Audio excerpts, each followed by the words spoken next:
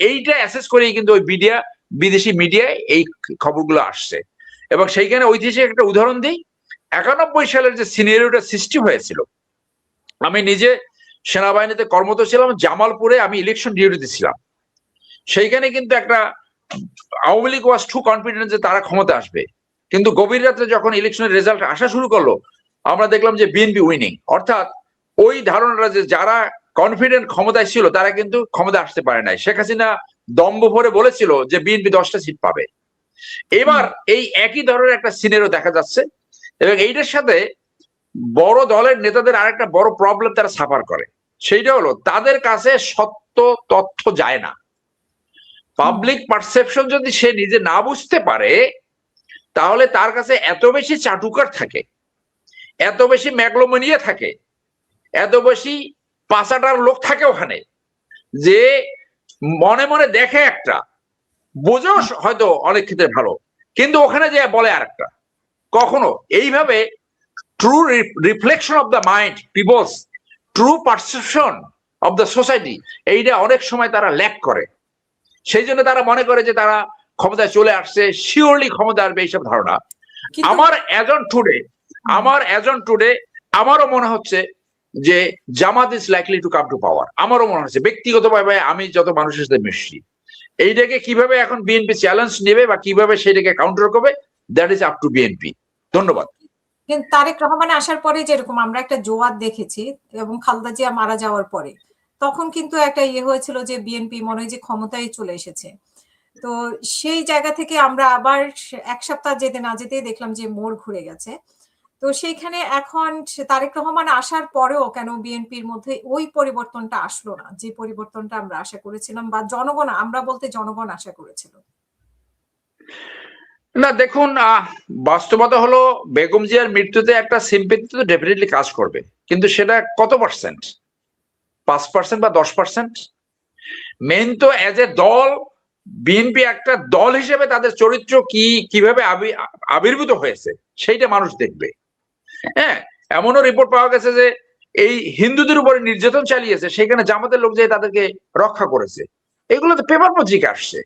তো এখন সেইটা যদি নীতি নির্ধারকরা না বুঝে, I am sorry to say, বিএনপির স্ট্যান্ডিং কমিটিতে এমন মেম্বারও আছে, আপনি যে কোনো ধরনের ইনভেলপ দেন তারা নিবে, হয়তো বৈধ অথবা অবৈধ হইতে পারে। চাঁদাবাজ দল চাঁদার উপরে চলে, কিন্তু সেটা কিন্তু বৈধ চাঁদা। এই যে পারসেপশন সৃষ্টি, যে perception matters A lot, perception is stronger than the reality, এইটা ওইখানে বোঝে না। কারণ এই বাংলাদেশের পলিটিক্যাল একটা কালচার হলো যে শেখ হাসিনা পতনের 2 ঘন্টা আগেও যদি মিটিং করতো, মাঠ ভরা লোকই কিন্তু পাইতো। ওই মাঠ ভরা লোক কিন্তু পতনের সময় তার পাশে কেউ থাকে না। এই যারা ঘিরে রাখে, এর 90% হইছে সুবিধাবাদী, চাটুকার, গোলাম এবং দাস। তারা শুধু তাদের নিজেদের স্বার্থ উদ্ধার করার জন্য কখনোই সত্য কথা বলে না। এবং সেইগুলো কে বোঝার ক্যাপাসিটি কার আছে, যে সত্যিকারের রিয়েলিস্টিক সেন্স ধারণ করে, যেটা প্রেসিডেন্ট জিয়া পেরেছে। প্রেসিডেন্ট জিয়া চাটুকারদেরকে দূরে রাখতে পারছে। সে বুঝতে পারতো যে কোনটা বাস্তব সত্য আর কোনটা চাটুকারিতা। এইটা তো অনেকে বুঝতে পারে না।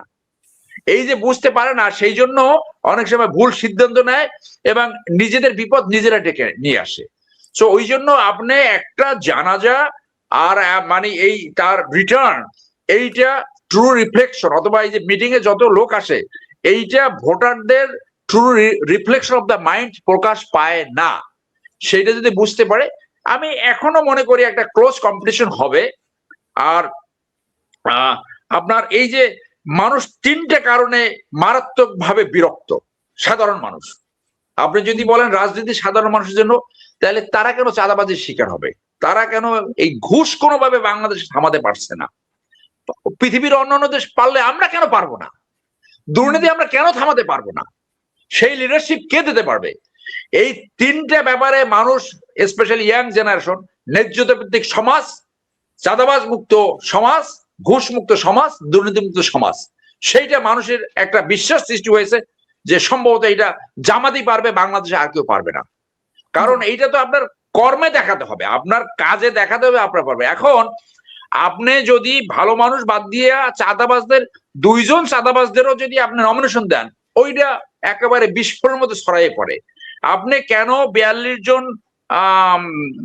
কি বলে ঋণ খেলাপি এদেরকে দিলেন, আপনি নমিনেশন দিলেন কেন? আপনি দ্বৈত নাগরিক, আপনি জানেন যে এইটা disqualified from participating in the election. তাহলে রাজনৈতিক দলে কি দায়িত্ব নাই সেই আইন চেক করা, সেই আইন চেক করে ব্যবস্থা নেওয়া?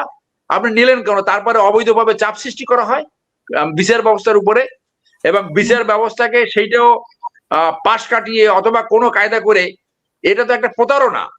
হাইকোর্টের জাজমেন্ট রয়েছে, একজন বিদেশি নাগরিকত্ব যদি পরিত্যাগ করতে হয়, সেখানে সেই দেশের ডকুমেন্ট লাগবে যে তার আবেদন গৃহীত হয়েছে, প্রক্রিয়ার মাধ্যমে তার নাগরিকত্ব বাতিল হয়েছে।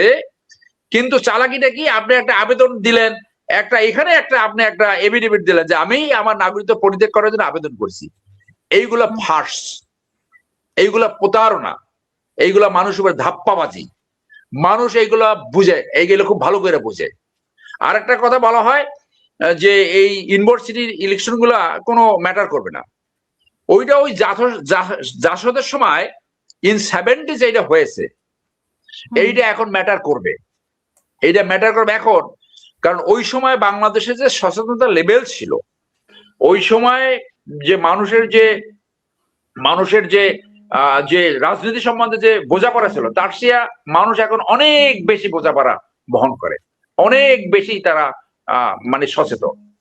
সেই জন্য মনে করেন যারা এখানে ভোট দিয়েছে তাদের প্রত্যেকেরই পরিবারে যদি আপনি এবারে 4 জন ভোটার ধরেন, প্রত্যেকটা ছাত্রের বাবা আছে, মা আছে, বন্ধু বান্ধব আছে, আত্মীয় স্বজন আছে।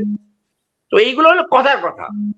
আপনার কথা ধারণ করে জামাতের চেয়ে যদি আপনি ভালো জনদরদি এবং এই চাঁদাবাজ মুক্ত এবং এই দুর্নীতি এবং ঘুষ মুক্ত সমাজ কিভাবে প্রতিষ্ঠা করবেন, সেইটা যদি আপনি মানুষকে বিশ্বাস করাতে না পারেন, তাহলে আপনি বেকায়দা আছেন, আপনি চরম বেকায়দা আছেন বলে আমি মনে করি। ধন্যবাদ।